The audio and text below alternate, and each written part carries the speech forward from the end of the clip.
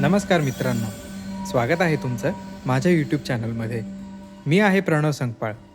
मागच्या भागात आपण सातारा टू हम्पी बाईक राईडचा प्रवास पाहिला होता.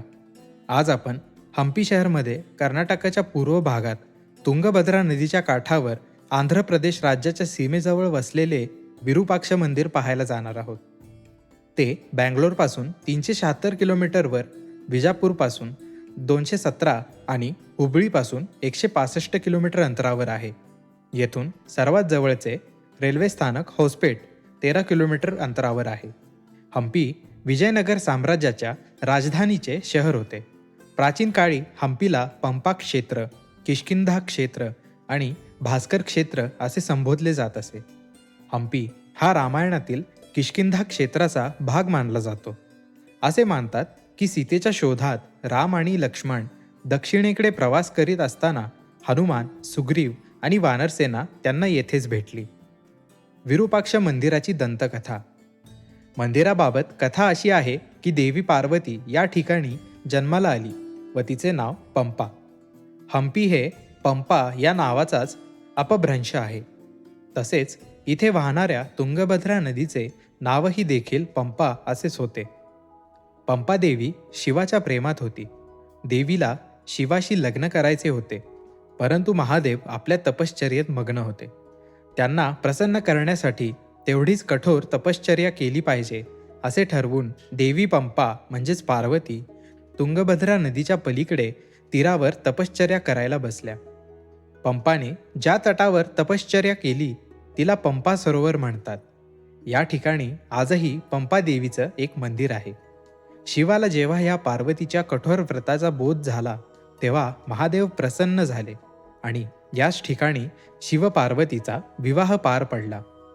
तो विवाह ज्या ठिकाणी पार पडला त्याच ठिकाणी हे विरूपाक्ष मंदिर बांधले आहे. हा विवाह आजही पंपा आणि विरूपाक्षच्या कल्याणोत्सव म्हणून साजरा केला जातो.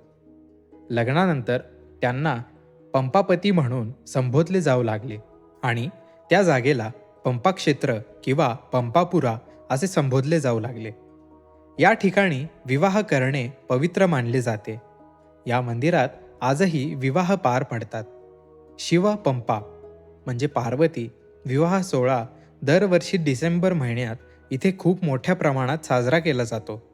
देशभरातून भक्त मंडळी या उत्सवासाठी हम्पी इथे येतात. विरूपाक्ष मंदिर हे धार्मिक दृष्टीने महत्त्वाचे आहेच, मात्र शिवपार्वतीच्या प्रेमाचे व त्यांच्या विवाहाचे देखील प्रतीक आहे. या मंदिराचा समावेश युनेस्कोच्या जागतिक वारसा यादीत झाला आहे. विरूपाक्ष मंदिर पूर्वाभिमुख असून त्याच्या प्रवेशद्वाराशी एक मोठे गोपुरम आहे. हे गोपुरम पिरामिडच्या आकाराचे असून हे सुमारे 160 फूट उंच आहे. यात 9 मजले किंवा स्तर आहेत. प्रत्येक मजल्यावर देवी देवतांची विविध शिल्पे आहेत.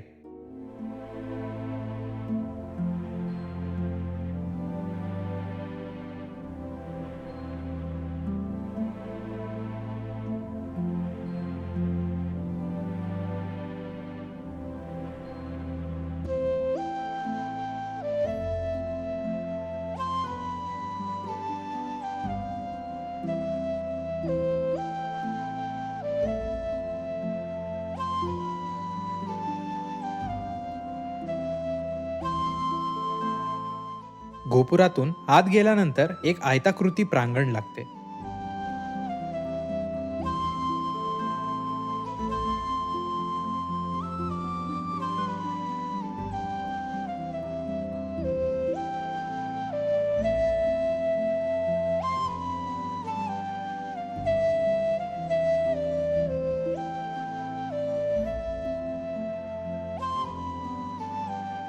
येथे समोर 2 लहान नंदी दिसतात.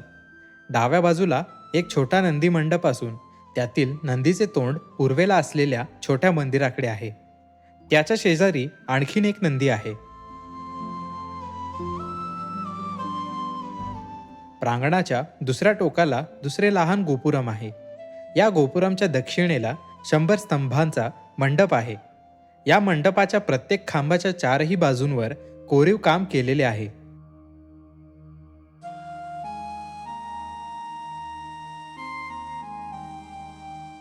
या मंडपाला जोडून एक सामुदायिक स्वयंपाकघर आहे.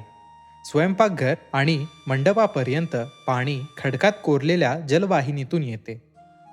तुंगभद्रा नदीची एक अरुंद नाली मंदिराच्या गच्चीजवळून वाहते आणि नंतर या स्वयंपाकघरात उतरते आणि बाहेरच्या अंगणातून बाहेर जाते.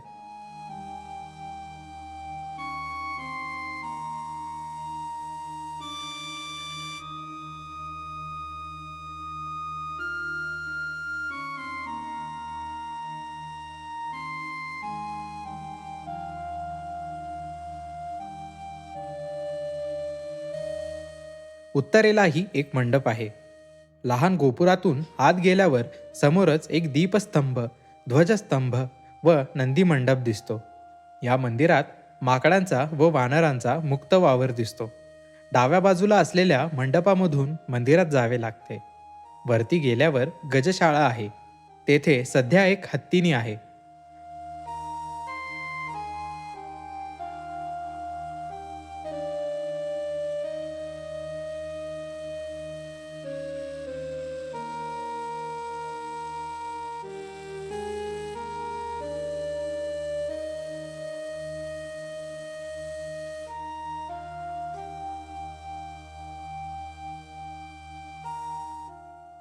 या मंडपाच्या प्रत्येक खांबाच्या चारही बाजूंवर कोरीव काम केलेले आहे.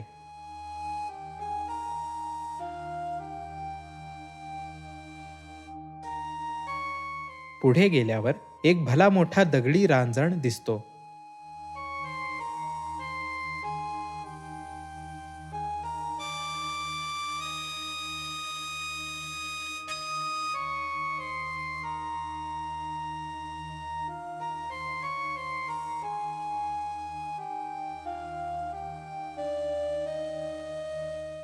एक दगडी सहाण दिसते.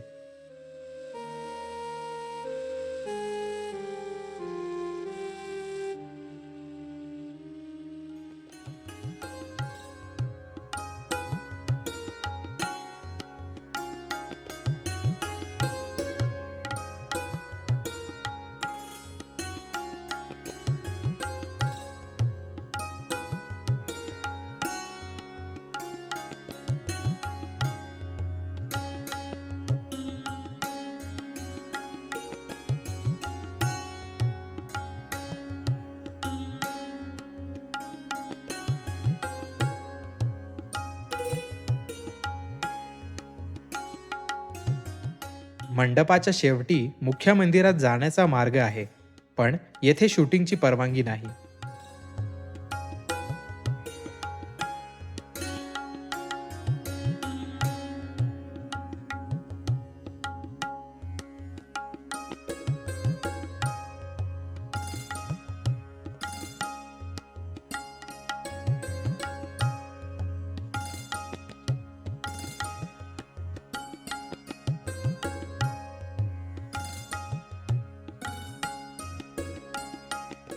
मुख्य गर्भगृहाच्या उत्तरेला पार्वतीच्या पंपा आणि भुवनेश्वरी या दोन रूपांची लहान मंदिरे आहेत. हे श्री भुवनेश्वरी देवीचे मंदिर. हिला कर्नाटकची कुलदेवी म्हणतात. शेजारीच श्री पंपा देवीचे मंदिर आहे.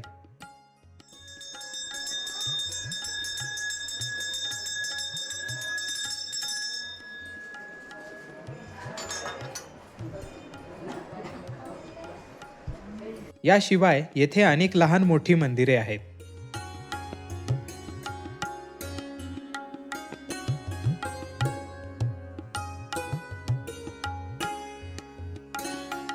येथील एक आकर्षण म्हणजे मुख्य गाभाऱ्याच्या पाठीमागे असलेल्या एका छोट्या छिद्रातून पूर्व बाजूला असलेल्या गोपुराचे उलटे प्रतिबिंब मंदिराच्या पश्चिमेकडील भिंतीवर पडते. प्रांगणात नंदी मंडपात 3 नंदी आहेत.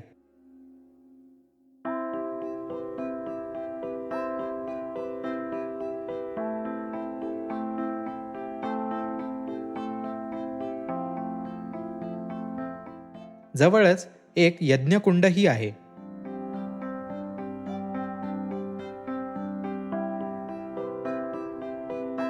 मुख्य सभा मंडपात समोरून प्रवेश करूया.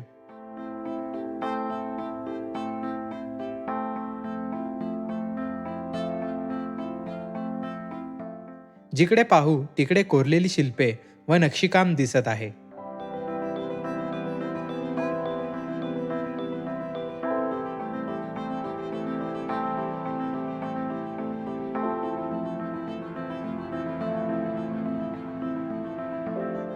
छतावर सुद्धा रंगीत चित्रे काढलेली आहेत.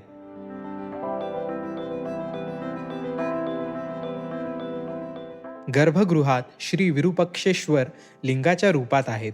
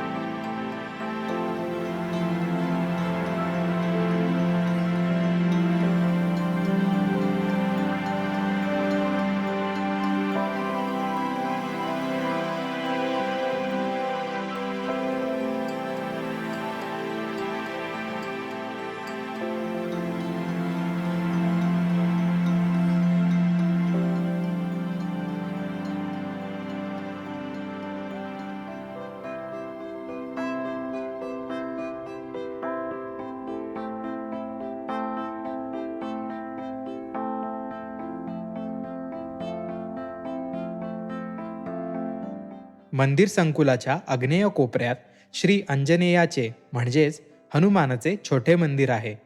त्यासमोर एक कुंड आहे.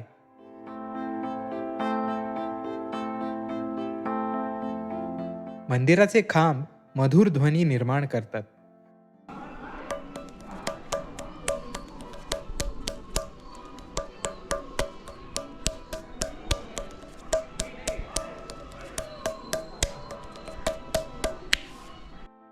मंदिराच्या बाहेर ईशान्य बाजूला लांब मंडप दिसतात. यांना हंपी बाजार म्हणतात.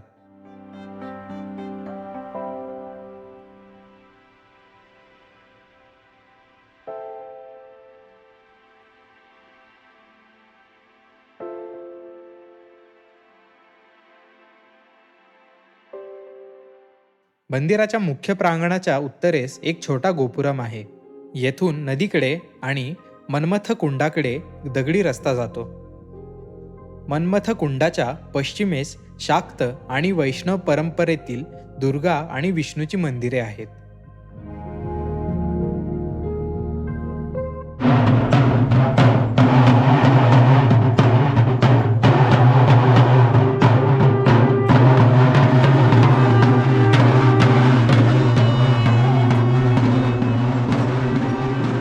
तर मित्रांनो, पुढच्या भागामध्ये आपण पाहणार आहोत हंपीमधील इतर मंदिरे व जगप्रसिद्ध दगडी रथ म्हणजे स्टोन चॅरियट, जे की आहे विठ्ठल मंदिरामध्ये.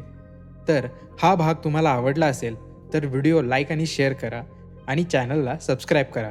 तर पुन्हा भेटूया पुढच्या भागामध्ये. तोपर्यंत धन्यवाद.